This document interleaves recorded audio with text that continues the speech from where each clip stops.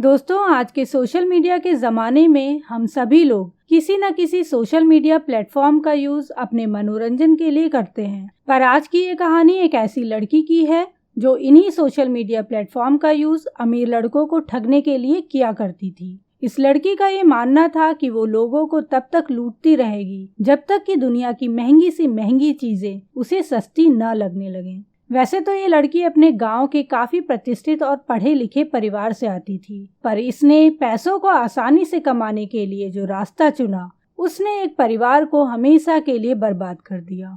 अब दोस्तों, ये लड़की कौन थी और ऑनलाइन लड़कों को कैसे ठगा करती थी, वो हम आपको आगे की कहानी में डिटेल में बताएंगे। पर उससे पहले अगर आपको ऐसी इंटरेस्टिंग क्राइम स्टोरी सुनना पसंद है तो हमारे इस चैनल को सब्सक्राइब कर लें और सब्सक्राइब बटन के बगल में बनी घंटी को दबाना ना भूलें। तो चलिए दोस्तों, कहानी शुरू करते हैं। इस कहानी की शुरुआत होती है दुष्यंत शर्मा नाम के इस लड़के से। दुष्यंत शर्मा के परिवार में माँ बाप के अलावा उसकी बीवी और एक 1.5 साल का बच्चा भी था। भरा पूरा परिवार था और नौकरी भी अच्छी खासी थी, पर फिर भी उसे अपनी जिंदगी में कुछ न कुछ कमी महसूस होती थी। असल में दुष्यंत शर्मा को अपनी बीवी के अलावा दूसरी लड़कियों से दोस्ती करने में बहुत अच्छा लगता था। ऐसे में उसने लड़कियों से बात करने के लिए एक डेटिंग ऐप टिंडर पर अपनी प्रोफाइल बनाई और उसे ये पता था कि अगर वो खुद को हाई क्लास का दिखाएगा तो लड़कियां उसकी तरफ जल्दी दोस्ती का हाथ बढ़ाएंगी। इसलिए उसने टिंडर डेटिंग ऐप पर अपनी फेक प्रोफाइल बनाई। इस प्रोफाइल में उसने खुद का नाम विवान कोहली के साथ साथ एक अमीर खानदान का लड़का भी बताया।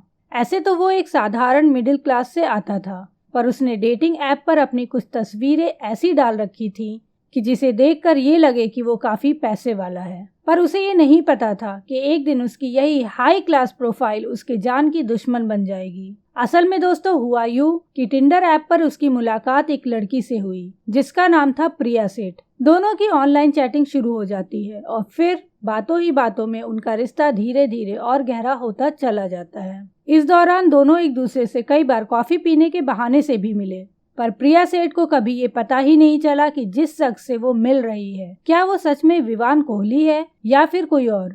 जहां एक तरफ दुष्यंत शर्मा विवान कोहली बनकर लड़कियों से दोस्ती करना और उनके साथ प्यार करना चाहता था, तो वहीं दूसरी तरफ प्रिया सिर्फ अमीर लड़कों को ही अपने प्यार के जाल में फंसाती थी ताकि उनसे एक अच्छी खासी रकम वसूल सके। 2 मई 2018 कई मुलाकातों और घंटों घंटों की फोन कॉल्स के बाद आखिरकार वो शाम आती है जब प्रिया विवान को अपने घर पर मिलने के लिए बुलाती है। असल में दोस्तों, 2 मई की शाम को जब दुष्यंत अपने ऑफिस से घर आ रहा था, तभी रास्ते में प्रिया का कॉल उसे आता है। कॉल पर प्रिया उसे बताती है कि आज की रात वो उसके साथ बिताना चाहती है, जिसे सुनकर दुष्यंत बहुत खुश हो जाता है। उसे लगता है कि आज रात उसकी वो सारी हसरतें पूरी होने वाली हैं, जिसके लिए उसने ये फेक नाम और पहचान बनाई थी। वो अपने घर पहुंचता है और अपने पिता और वाइफ को बताता है कि ऑफिस के काम से उसे कहीं बाहर जाना है, जिसके बाद वो अपने पिता की ऑल्टो कार लेकर निकल पड़ता है प्रिया के घर की तरफ। दोस्तों, आप लोगों की जानकारी के लिए बता दूं कि प्रिया का घर जयपुर के गांधीनगर इलाके में पड़ता था, तो वहीं दुष्यंत शर्मा का घर जयपुर के शिवपुरी एक्सटेंशन इलाके में पड़ता था। आधे घंटे के अंदर ही दुष्यंत शर्मा प्रिया सेठ के घर पर पहुंच जाता है। दुष्यंत जब प्रिया के घर के अंदर पहुंचता है तो देखता है कि वहां प्रिया के अलावा और कोई नहीं है और ऊपर से प्रिया बहुत ही अच्छे तरीके से सजी सवरी है, तो उसे लगता है कि आज उसकी सारी तमन्नाएं पूरी होने वाली हैं। दोनों एक दूसरे के पास बैठते हैं और बातचीत करना शुरू करते हैं। इसी बातचीत के दौरान उनके बीच की दूरियां धीरे धीरे कम होने लगती हैं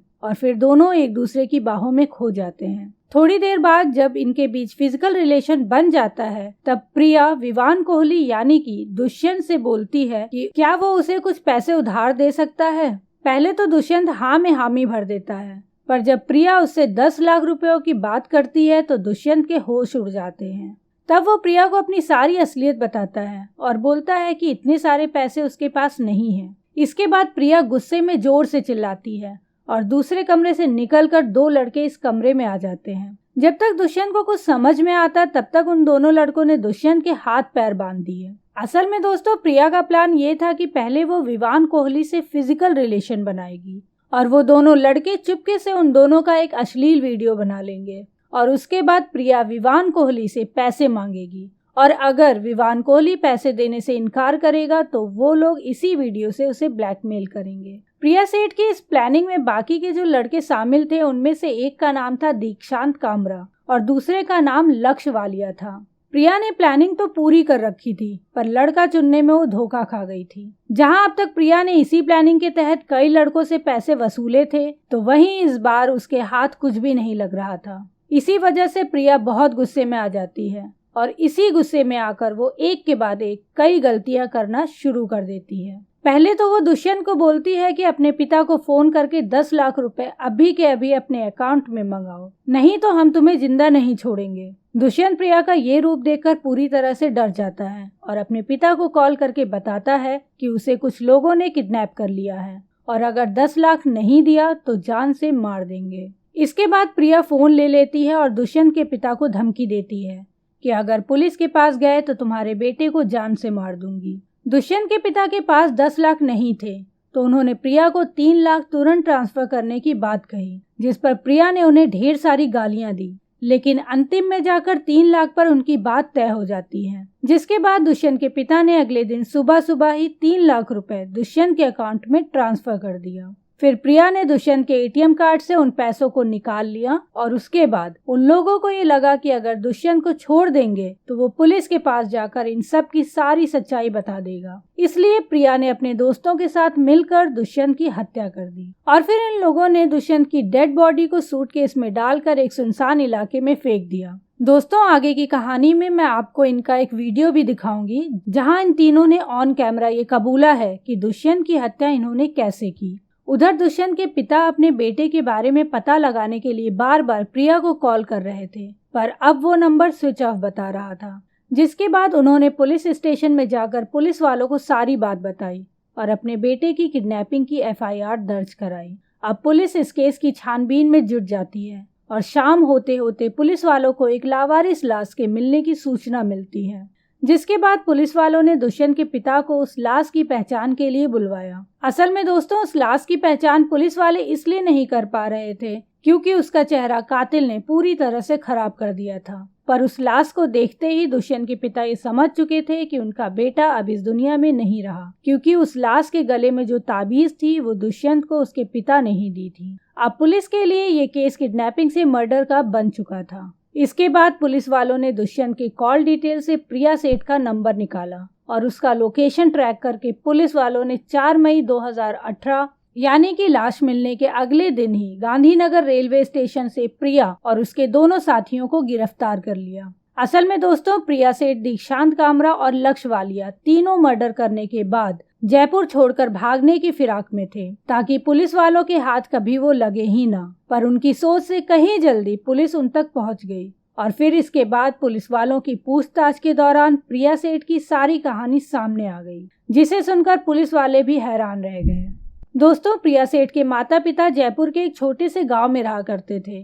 प्रिया के माता पिता गाँव के एक स्कूल में टीचर थे, जिसकी वजह से गांव में उनका बहुत मान सम्मान था और प्रिया भी बचपन से ही पढ़ाई में बहुत तेज थी। 12वीं में उसने 85% मार्क्स लाए थे, जिसके बाद उसके पिता ने उसकी आगे की पढ़ाई के लिए उसे जयपुर शहर में अपने एक रिश्तेदार के घर भेज दिया। गांव से निकलकर शहर की ये जिंदगी प्रिया को बहुत अच्छी लगने लगी थी। धीरे धीरे उसकी ख्वाहिशें बढ़ने लगी और उसके माँ बाप जो पैसे उसे भेजते थे उससे उसकी ख्वाहिशें पूरी नहीं हो पा रही थी, जिसकी वजह से प्रिया ने पार्ट टाइम जॉब करने की सोची। इसी जॉब की तलाश में जब वो एक दिन एक कंपनी के ऑफिस में पहुंचती है तो उसे पता चलता है कि वहाँ कॉल गर्ल का धंधा चल रहा है। ये सब देखकर प्रिया के दिमाग में एक अलग ही आइडिया आता है। अब वो नए नए एस्कॉर्ट साइट पर अपनी प्रोफाइल बनाने लगी और वहाँ से जब कोई क्लाइंट प्रिया को अपने पास मिलने के लिए बुलाता तो प्रिया उसके पास जाती और उससे एडवांस में पैसे लेकर वहां से कोई ना कोई बहाना बनाकर भाग जाती और कोई भी व्यक्ति अपनी बदनामी की डर से प्रिया के खिलाफ कंप्लेन नहीं करता। प्रिया सेठ ने अपने एक इंटरव्यू में ये बात बताई भी है कि इस तरह से उसने करीब 1000 से ज्यादा आदमियों को लूटा है और वो इसे बहुत अच्छा काम मानती थी। उसे अभी भी लगता है कि उसने समाज सुधार का काम किया है। ऐसे ही उसने लोगों से करीब 1 करोड़ से ज्यादा पैसे लूटे थे। इसके बाद धीरे धीरे उसने ब्लैकमेलिंग का काम करना शुरू कर दिया। वो पैसे वाले लोगों को ऑनलाइन डेटिंग ऐप के थ्रू अपने हुस्न के जाल में फंसाती थी और फिर उनका एक अश्लील वीडियो बनाकर उन्हें ब्लैकमेल करती थी। ऐसे ही एक ऑनलाइन साइट के थ्रू प्रिया सेठ की दोस्ती दीक्षांत कामरा से हुई और फिर धीरे धीरे दोनों को एक दूसरे से प्यार हो गया। दीक्षांत कामरा मुंबई में एक स्ट्रगलिंग एक्टर था और उसने अपने एक प्रोजेक्ट के लिए कुछ लोगों से 10 लाख रुपए उधार लिए थे, पर उसका वो प्रोजेक्ट चला नहीं और सारे पैसे डूब गए। जब पैसा मांगने वालों का दबाव ज्यादा बढ़ने लगा तब दीक्षांत कामरा मुंबई से जयपुर प्रिया के पास चला आया और प्रिया के साथ उसके घर में ही रहने लगा। जब दीक्षांत कामरा ने प्रिया को अपने ऊपर 10 लाख रुपए के कर्ज के बारे में बताया तब प्रिया ने दीक्षांत कामरा के साथ मिलकर ये प्लान बनाया कि पहले किसी अमीर इंसान को प्रिया अपने हुस्न के जाल में फंसाएगी और फिर उसका अश्लील वीडियो बनाकर उससे 10 लाख की वसूली करेंगे। इस प्लान में दीक्षांत कामरा ने अपने एक दोस्त को भी शामिल कर लिया जिसका नाम लक्ष्य वालिया था। फिर प्रिया ने इसी प्लान के तहत विवान कोहली यानी कि दुष्यंत शर्मा से टिंडर ऐप पे दोस्ती की। जहां अब तक प्रिया ने हमेशा अमीर लड़कों को ही फंसाया था, वहीं अब प्रिया के चुंगल में एक मिडिल क्लास लड़का फंस चुका था और फिर आगे जो कुछ भी हुआ उससे दुष्यंत शर्मा का परिवार हमेशा के लिए बिखर गया। अब दोस्तों मैं यहाँ आप सबको एक वीडियो दिखाना चाहती हूँ जहाँ इन तीनों ने ये बताया है कि इन्होंने दुष्यंत को कैसे मारा। कैसे मारा आपने दुष्यंत को? पहले उसका गला घोटा दीक्षांत ने, उसके बाद वो नहीं मरा तो फिर लक्ष्य आया, लक्ष्य ने उसका मुंह तकिए से दबाया, फिर भी नहीं मरा, वो बेहोश हो गया। उसके बाद फिर दीक्षांत ने मुझसे चाकू मंगाया, मैंने उसे चाकू ला के दिया और दीक्षांत ने उसका गला काट दिया चाकू से। एग्री किया चलो कर लेते हैं, कौन सा मतलब मारेंगे उसे, छोड़ देंगे अगले दिन शाम को 4 बजे तक। तो हमने हाँ भर दी। उसके बाद मैंने उसको थोड़ा टॉर्चर किया, जो भी बयान के अंदर मैंने लिखा बोला है अपने। एट द एंड मैम उसने उसका मर्डर कर दिया। सारी प्लानिंग इनकी थी, जो पहले इन्होंने वार किया है चाकू से वो भी इन्होंने की, लास्ट तक भी इन्होंने ही मारा। मैं इसी बयान पे हूँ, इसी बयान पे खड़ा रहूँगा। प्लानिंग प्रिया की थी कि दीक्षांत की थी? 70% प्रिया की थी, 30% दीक्षांत की। प्रिया की पूरी प्लानिंग थी। प्रिया ने पहले दीक्षांत को यही बताया था वे अपने सिर्फ उसको डराएंगे, धमकाएंगे और छोड़ देंगे। सुबह उसको कहा भाई इसको मारना पड़ेगा नहीं तो तुम तीनों फंस जाओगे। जैसा कि आप लोगों ने वीडियो में देखा कि एक तरफ जहां प्रिया सेठ उन दोनों लड़कों पे यह आरोप लगा रही है कि उन दोनों लड़कों ने दुष्यंत शर्मा को मारा है, तो वहीं वो दोनों लड़के ये बोल रहे हैं कि प्रिया ने चाकू से दुष्यंत शर्मा को मारा। अब सच्चाई क्या है ये तो कोर्ट में ही साबित होगा, पर एक बात तो साफ है कि दुष्यंत शर्मा को इन तीनों ने मिलकर मारा है। बाकी आप सब दोस्तों की क्या राय है हमें कमेंट में लिखकर जरूर बताएं। और अगर आपको ये कहानी पसंद आई हो तो हमारे इस वीडियो को लाइक करना ना भूलें। आपका हर एक लाइक हमारे इस वीडियो पे की गई हमारी मेहनत को सफल बनाता है। दोस्तों अगर आपको ऐसी इंटरेस्टिंग क्राइम स्टोरीज सुनना पसंद है तो हमारे इस चैनल को सब्सक्राइब कर लें और सब्सक्राइब बटन के बगल में बनी घंटी को दबाना ना भूलें। तो फिर मिलते हैं नेक्स्ट वीडियो में एक नई कहानी के साथ। तब तक के लिए बाय बाय, टेक केयर, शब ब खैर।